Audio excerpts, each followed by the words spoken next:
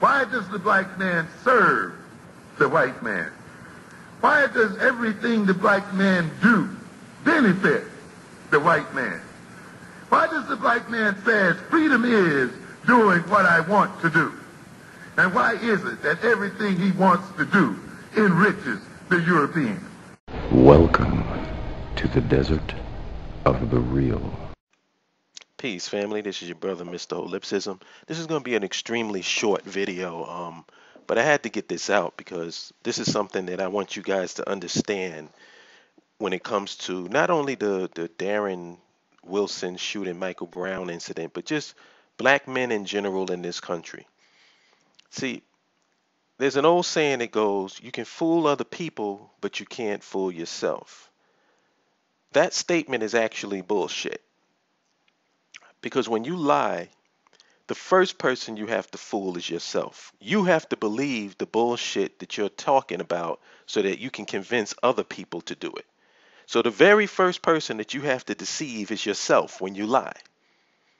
And the reality is, the reason why they concentrate on the size, the strength, and the scariness of black men, and in this particular case, Michael Brown, is because we're unarmed. Now, under normal circumstances, when an armed man shoots an unarmed man, it's pretty much cut and dry. It's like, what are you doing? You had a gun. He didn't have a gun. You're wrong. You know, that's just under normal circumstances. You take race and everything out of it. This is pretty cut and dry. But when you're dealing with a white armed man and a black unarmed man, then what they have to do is they have to fool themselves into believing their lie. And what's their lie? The lie is that even though we don't have a weapon, because we're so big and so strong and so powerful, we are a weapon within ourselves. So then black men, if you really think about it, in the eyes of the system, are never unarmed. We're always armed by simply being black men. How do you fool yourself into thinking that this? So in other words, Michael Brown, according to Darren Wilson's testimony, was hulking up and like Hulk Hogan and walking through bullets and slapping. You know, like how many black men do you know in our community that just go up and punch armed officers in the face inside of their police car? I mean, don't get me wrong. Well, you know, I ain't gonna go there. But how many of us do you actually see doing that? And especially considering the fact that this guy wasn't no gang leader. He didn't have no history of violence or some police criminal record. This dude was a kid, a student.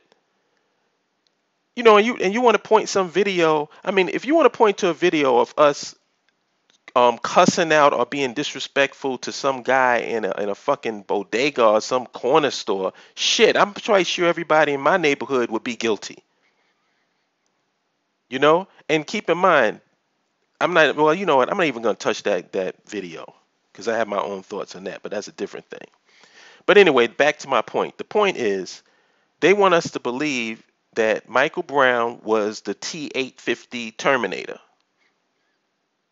That he was just taking bullets and getting mad because you shooting him and coming forward. And Darren Wilson said something very interesting. He said that when Michael Brown was, you know, hulking up and charging at him, he went to reach into his waistband.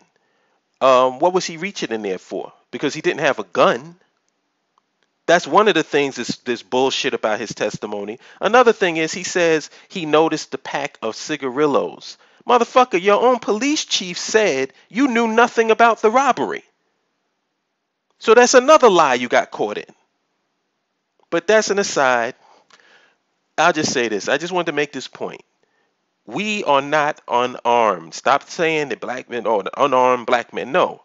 Black men are armed by definition because we're black. And I find it interesting that white people have such a problem, white men in particular, have such a problem with talking about or admitting the superiority of black men. Now, I'm not even going to get into whether that concept of inferiority and superiority. I'm not going to get into that. I'm looking at it through their mindset. So they're saying, oh, the black man is inferior, the black man is the weaker race, we're the most powerful, we're the master race, and da da da da da da da da da, until it comes time to justify a shooting. Then you become this passive, you know, Bambi, victim. You're Sarah Connor, and Michael Brown is the T3 Terminator. So we've all seen the movie. If you buy that concept, who's going to get mad at Sarah Connor for killing the T-850 Terminator? And this is what they try to put into your mind, so that and it's based on a bias for Darren Wilson because he's white just like them, and a prejudice against Michael Brown because they don't know nothing about black folks.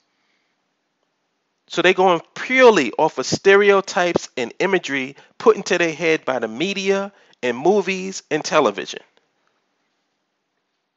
So this is what you're dealing with. We are not unarmed.